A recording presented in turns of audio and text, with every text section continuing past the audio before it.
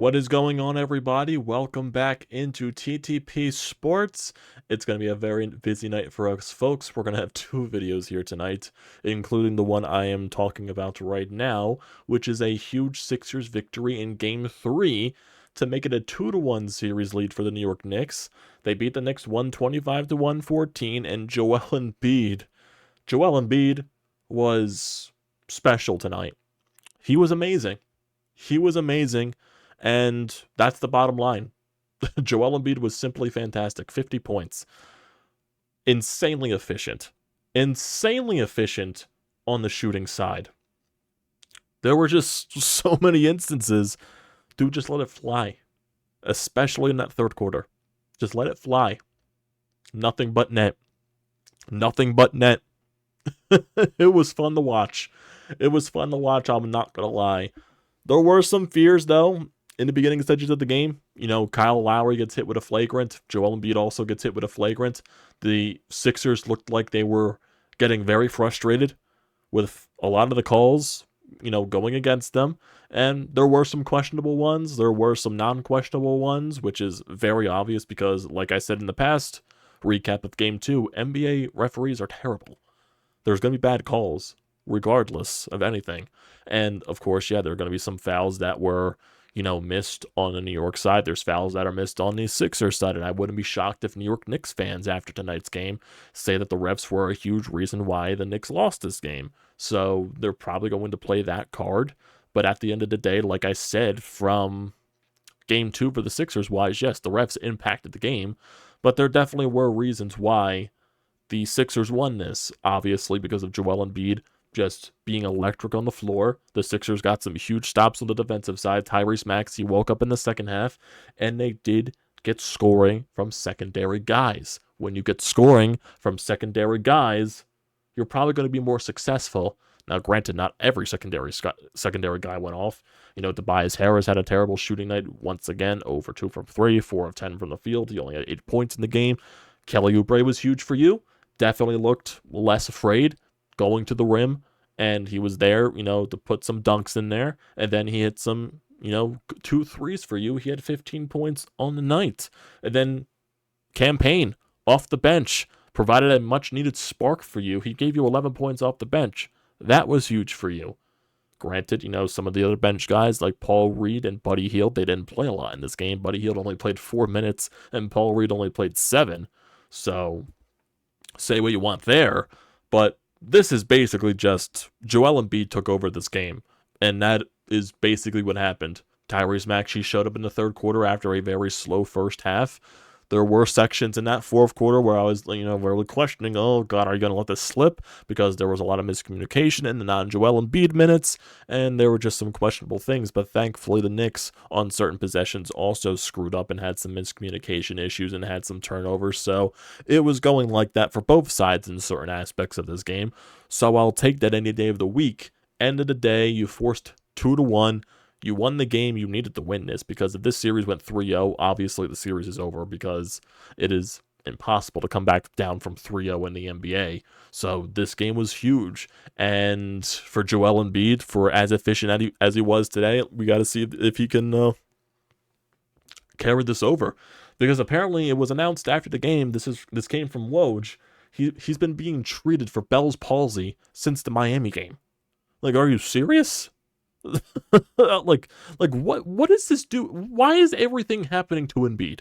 Why does everything physically possible? You could probably name every freaking ailment in the book, besides some very horrendous ones. I'm not going that far, obviously. But seriously, like what physical ailment has Joel Embiid not had to go through his entire tenure here? Seriously, he's going through the leg issues, he's going through the eye issues, and now apparently he's being treated for Bell's palsy. Like, are you serious here? And the dude put up 50 tonight. Dude was lights out. He was 13 of 19 from the field. He was 5 of 7 from 3. The dude was just letting it fly in the third quarter. And the Sixers definitely were on fire from 3 beyond the arc in that quarter as well. Tyrese Maxey with some logo shots, which was very fun to see. I believe Kyle Lowry also got into the mix. Same thing with Kelly Oubre, Campaign. There was a spark there from Campaign that I liked. He was very efficient on the shots that he took, 4 of 7 from the field, and granted 3 of those shots were from 3, and he hit those threes. So it was nice to see there. +9 off the bench, 11 points, 16 minutes. Very efficient stuff there from Cam Payne to provide this team a much needed spark after a first quarter, which a first half which was back to back really. It was just back and forth, and the Knicks ended up bleeding. There were just some things that, like I said, the Sixers were incredibly frustrated with the way that the officiating was going, and it looked like it was affecting them. Obviously, with Joel Embiid taking that flagrant foul, there were some questionable calls going around the entire way, and they let it get to them. They let it get to them, and that was the reason. I didn't like the way that Joel Embiid got his flagrant. I thought that was just very childish in that point. Just looked like all the anger, he was just letting it all out on that play. I personally just thought that was stupid, because that could have been a really dangerous situation there. It was just ugly, but he found a way to get past it, and he was the reason why you won the game. Majorly the reason why you won the game. He also had 8 rebounds, 4 assists, 1 block. He had 3 turnovers, but he was a +16 on the court. Good stuff from Joel Embiid.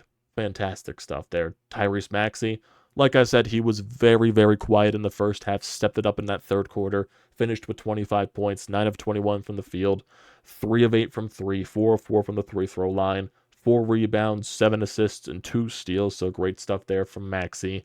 Like I said, he stepped it up there in the second half. He really needed to get going, because it wasn't just going to be Joel Embiid that would have saved you. You needed Maxey to get some, get his in too. And thankfully he did that once the third quarter started. And you really sensed that, utilizing his speed to get to the rim, and then, once he able to open up the space, open up the floor, he could find those spaces, take some step back jumpers, or, eventually when he gets really hot, he takes the jumpers from the goddamn logo. That's basically, when Tyrese is feeling it, is when he's taking those logo shots. And that's exactly what happened in that second half for Tyrese. And there were some ugly things, situations down in the final stages of the fourth quarter where there was just miscommunication, where just stupid plays where they felt like they were trying to rush things. But thankfully on their side, they managed to get the stops when they needed to. And the Knicks, they also made some mistakes as well. This wasn't a really good game for the Knicks. But overall, this was Jalen Brunson's best game of the series so far. He put up 39 points. He was the best player on the court for New York. He was 13 of 27 from the field in total, 3 of 7 from 3, and 10 of 12 from the field. 2 rebounds and 13 assists. So Jalen Brunson was just on a completely different level tonight. Completely different than what he was in the first 2 games. Basically just really sluggish, just shooting wise. This was his most efficient night. And Josh Hart continues to be a pain in the fucking ass, because all this guy does is hit threes. It just doesn't make sense. A guy that hasn't, hit more than 3 threes in a game the entire season, all of a sudden he's just lights out from 3. It does not make sense in the goddamn world. I saw somewhere that he was like a 34 career percentage from 3, and somehow he can't miss, and somehow Buddy Hield can't buy a shot. It just doesn't make sense. That's the curse of the Sixers. I can't explain it anywhere else. He was 8 of 16 from the field, 4 of 8 from 3. Does not make sense. OG Anunoby, this was definitely one of his better games of the series. He was 7 of 11 from the field, 3 of 4 from 3, so very, very efficient on his side. Hartenstein, he had 14 points, 7 of 12 from the field. Looking at some other players, DiVincenzo was not effective in this game, only 5 points in 28 minutes. There were some situations where they left with injury. I believe it was McBride that left with injury, or it was Robinson that left the game. I forget which one it was for the Knicks, but they left with a sprained ankle, I believe. So that was definitely crucial to that aspect of the game. Look at some of the other bench players for the Knicks. Achua had 4 points. Bogdanovich had 5 points. McBride had 8 points off the bench. And Robinson, I believe, before he left with injury, was 2 points. It was Robinson or McBride that left with the injury. It was one of those two. I forget what happened in that aspect. So my bad on that part. But still, it was a very good win for the Sixers team. Like I said, when they desperately needed it. They just did. The rebounding, still an issue in my honest opinion. Still an issue. Just, there were some instances where they let a lot of offensive boards go. In total, the Knicks, they grabbed 11 offensive boards to your 8. In total, you did out-rebound the Knicks, but there's just certain aspects of the game where I believe it was one of the Knicks taking a free throw. They missed the shot. It hits, goes off the rim. Knicks grab the rebound. Out hustle to you there. But thankfully, Batum was there for the huge block. I believe that was in the fourth quarter. So there were some sequences where the Knicks got the offensive board. They just weren't efficient on the secondary, getting the points off the rebounds. That's basically what it was. It wasn't as efficient as they were in the past 2 games. So that helped from that aspect. And hopefully that could be a sign of things coming back down to earth, but you still can't let them get that many offensive boards because you just should not be taking those risks whatsoever. Just feels like sometimes they don't box out people. Sometimes I see, Hartenstein getting those offensive boards and there's 50,000 Sixers around him and somehow he's still able to come up with it because no one's boxing him out. He still just has all that space regardless of all the players that are surrounding him. You just got to box those guys out, man. You know what I mean? You know what I mean? Yeah. The 2 flagrant fouls. Like I said, it was a weird first half. I'm not going to lie. Definitely was. Just crazy. Just crazy. But good thing that you found a way to get the win. That's the most important thing there. And more on the Joel Embiid stuff. Adrian Wojnarowski, this was 8 minutes ago. ESPN sources, Sixers star Joel Embiid has been treated for a mild case of Bell's palsy for the past week. The condition began during the play-in victory over the Miami Heat, but he has wanted to keep it private to avoid distractions for his team. Oh, my goodness. My goodness. Someone else, Kevin Kincaid of Crossing Broad, also pointed out that Bell's palsy on the Mount Rushmore of Sixers injuries, along with thoracic outlet syndrome, gastroenteritis, and displaced flap of the meniscus. My God. Jesus Christ. Insane. Insane. Insane, insane, insane. This team. What do I think how this plays out the rest of the way? Game 4, that's going to be huge. You're going to have 2 days off now. You don't play until Sunday. I believe that is an afternoon game on Sunday, if I'm not mistaken.